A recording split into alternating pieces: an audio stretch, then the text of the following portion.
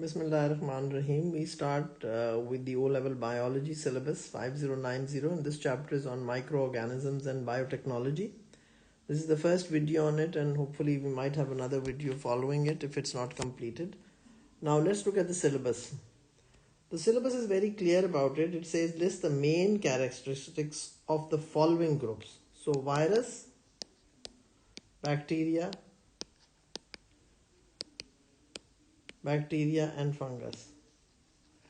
That's the only thing that we've got to do: virus, bacteria and fungi. Now sadly you're all very mixed up about this, and you're all very confused about defining these and being able to decide which one is which.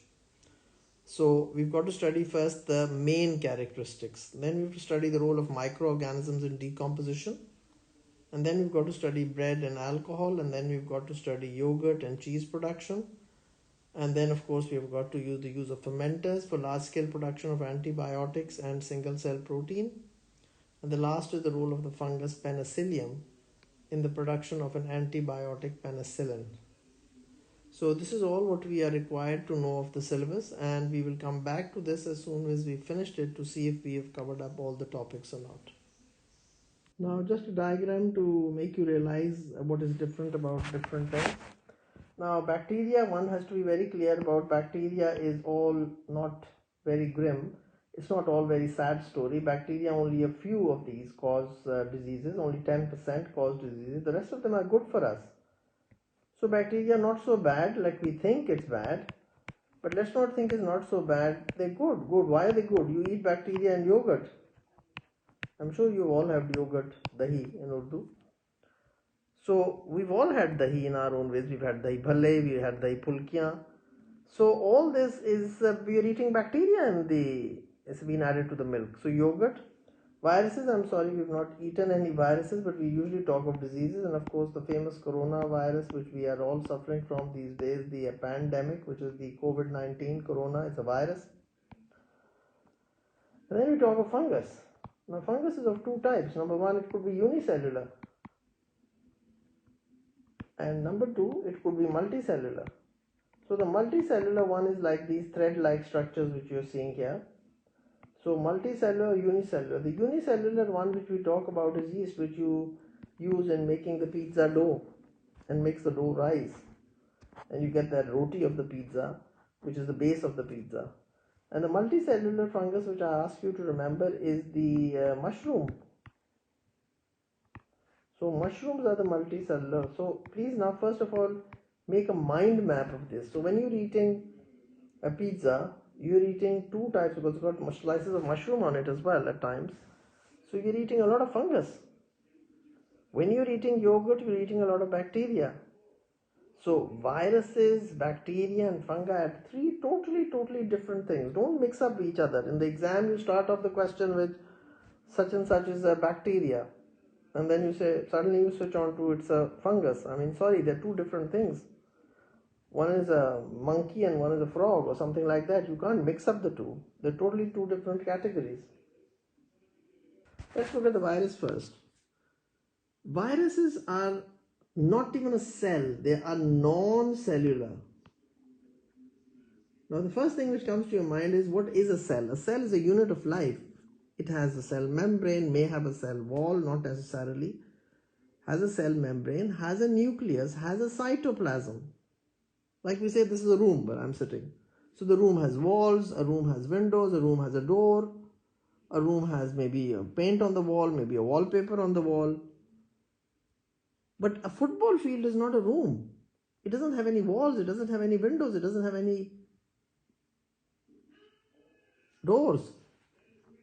When you look at viruses, viruses have no nucleus, they have no cytoplasm, they have no organelles, no mitochondria, no cell membrane. So they cannot carry out any cellular functions, and only able to replicate by infecting cells and using the organelles and enzymes. It's a very small size. Size is very tiny. And basically it is two parts. There is a nucleic acid. Nucleic acid means DNA or RNA. Nucleic acids are deoxyribonucleic acid or ribonucleic acid. So either they have a nucleic acid, and the only thing they have is a nucleic acid which could be a DNA, which could be RNA. So there are two different viruses. One which contains the DNA is called the enterovirus. One which contains the RNA is called the retrovirus. You don't have to know the names, but you just have to know there are two different types of viruses. So, and basically a virus will have a protein coat. That's it. A protein coat and a DNA or an RNA strand. It does not have no cytoplasm, no mitochondria, no cell membrane. Please everybody remember that. You keep on mixing this up. So it's actually not even living. But why are we studying it in bio? We're studying it in bio because they cause disease. They infect other living cells. Like a human being can have a viral disease. A plant can have viral diseases as well.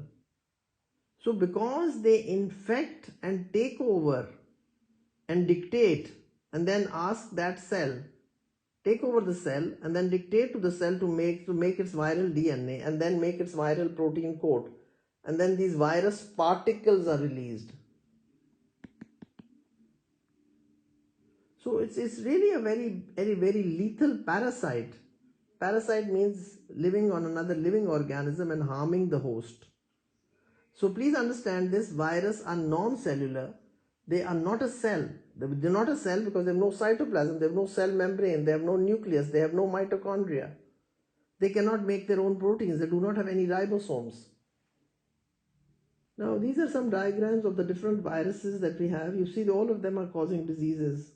HIV, hepatitis, Ebola virus, the adenovirus, the influenza virus, the bacteriophage, which actually this is a virus, but it infects bacteria. So it's called a bacteriophage. Ironically, it's a virus, but it's called a bacteriophage. It's actually called a phage. We talk about this a lot in the A2s, especially in genetic technology. And I was teaching that today and I was talking about this. So different viruses, but all what they have, they may look a little weird and they've got all these funny looking structures on it, but all it has is a protein coat and a DNA or an RNA strand. So there could be a virus which has DNA, there could be a virus which has RNA. So RNA or DNA.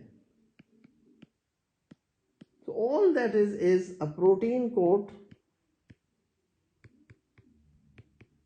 and an RNA or a DNA strand. That's it. Let's look at what is a bacteria. Bacteria has a cell wall. So you will say, oh my God, if it's a cell wall. First of all, the only thing you've got to understand is all bacteria are unicellular. If it is unicellular, it means it's only one cell. It's going to just exist as one cell. It's never ever going to have any tissues, organs or systems, because that's only in multicellular organisms. Bacteria are always uni. Uni means one. They are always made up of only one cell. They'll have a cell wall, but then please remember this cell wall is not cellulose. It is made up of a protein and a carbohydrate component which is called peptidoglycan.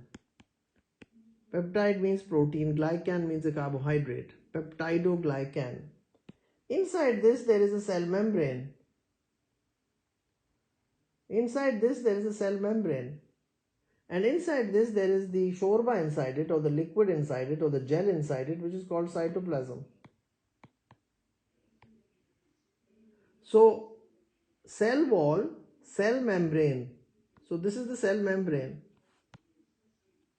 So inside this is why it's called unicellular. It's a cell. Cell is a unit of life. So a cell wall which is made up of peptide. Peptide means a protein. Glycan means a carbohydrate. Glycogen aapne padha hai. So cell wall, cell membrane and cytoplasm. And inside this now it has a loop of DNA, meaning it has a rubber band of DNA. And inside this we have ribosomes. And ribosomes are where proteins are made. Proteins means it can make its own enzymes which it needs. So ribosome. Ribosome is the site of protein synthesis.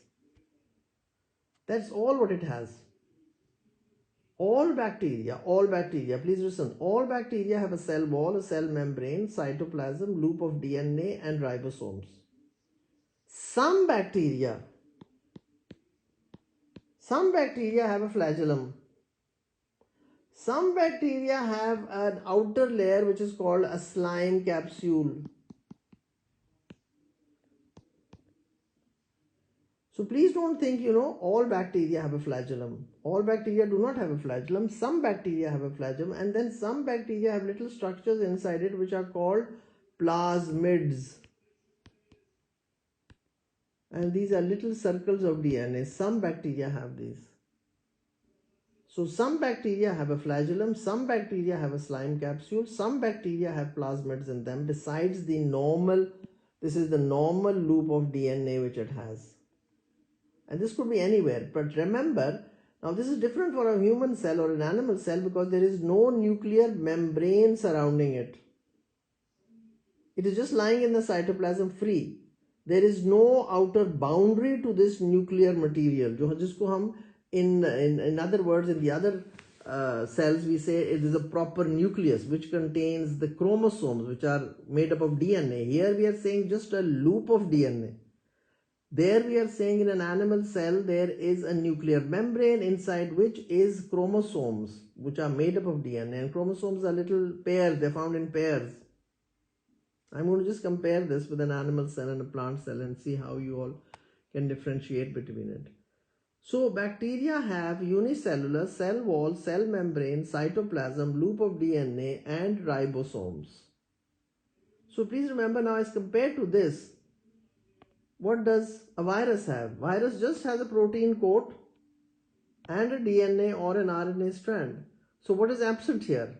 What is absent in a virus is there is no cell wall, there is no cell membrane, there is no cytoplasm, there is no loop of DNA, there are no ribosomes, there is no cytoplasm. It cannot make its own enzymes even because it doesn't have any ribosomes. So as comparing bacteria with virus, you must be very, very clear. Bacteria is something else and virus is something else.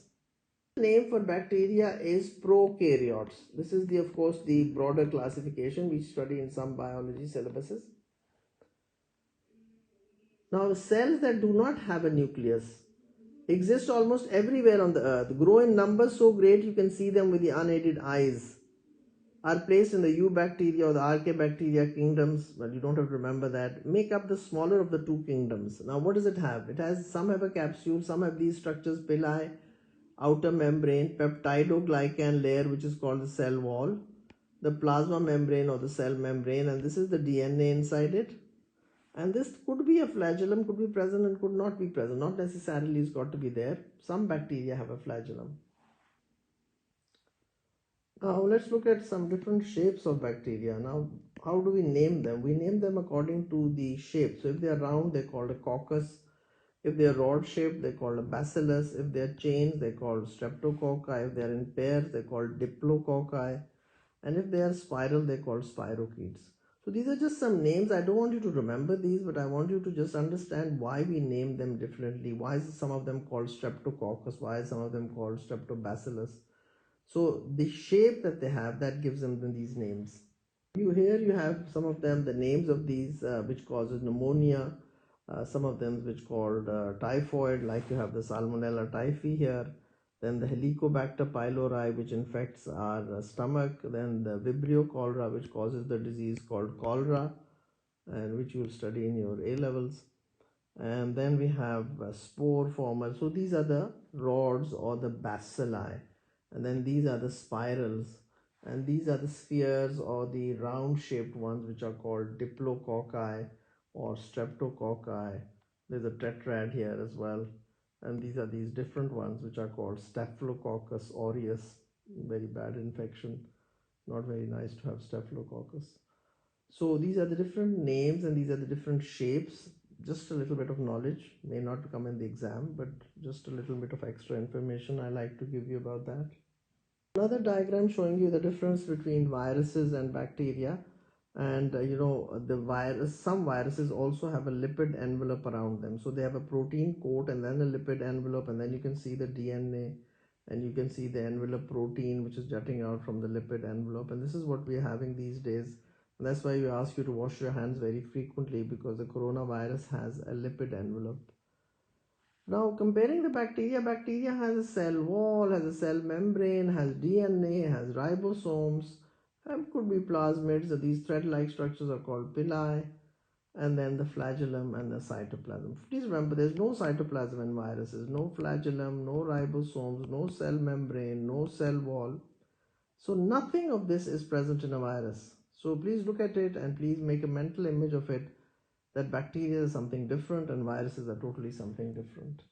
Now another very good Venn diagram showing you the differences between bacteria and viruses. And you see living organisms, unicellular, one cell. Not living, no cells. Smaller 20 to 400 nanometers, larger 1000 nanometers. It divides by, bacteria divide by binary fission. Now that's a totally different thing. Binary fission means that this is a bacteria, the loop of DNA forms a copy, and then this just divides into two bacteria. And each one has that loop of DNA. So bacteria divide by binary fission. So please understand that B for bacteria, B for binary, and the word is fission. Not by mitosis. Please remember that. There is no mitosis in bacteria. Bacteria cannot divide by mitosis because mitosis is nuclear division. And there is no nucleus inside a bacteria, so they cannot be. So no mitosis, please remember. This should be very clear to everybody studying in their O levels. Usually the bacterial diseases are treated with antibiotics. We'll talk about that in a little while as well. And viruses, not living, smaller, reproduction, if they invade a host cell and take control. Like for instance, there is this virus. It has its DNA. Now it will infect a human cell. This is the human cell in red. And what will it do? It will inject its DNA into the human cell, and then it will ask the human cell to make copies of its DNA, and it will ask the human cell to make copies of its protein coat, and then this human cell will be destroyed. This human cell will be destroyed, and these virus particles will be released. So we have these 3 virus particles, or more than that, of course. There can be not only 3, they can be much more than that. And these virus particles are released. So what happens is that they invade a host cell, taking control, and copies of the DNA and RNA destroying the host cell.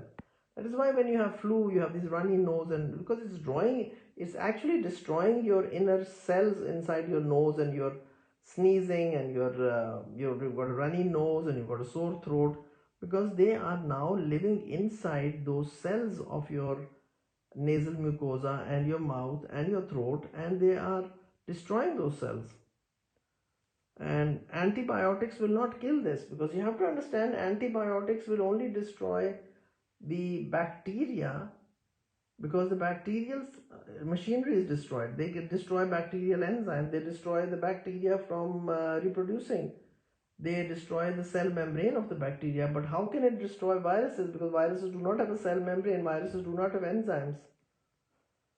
Now what is common to both? They both can cause disease. They can spread by the routes of coughing, sneezing, coming into contact with contaminant animals, people, items. Both of them do not have a nucleus. Is possibility to be vaccinated against bacterial diseases? Yes, we do give you a vaccination for BCG, which is against tuberculosis, which is caused by a bacteria. We give you vaccines against virus. We give you the oral polio drops, which are actually against polio, which is caused by a virus. And it is both are capable of killing humans and raging, and of course destroying your health and causing diseases. Now let's look at a fungal cell, because your first point of the syllabus is this: the main characteristics of the following groups: viruses, bacteria, and fungi. Now if you look at a fungal cell, first, fungus divides by budding, and this bud is forming off it, and you can see this part of it.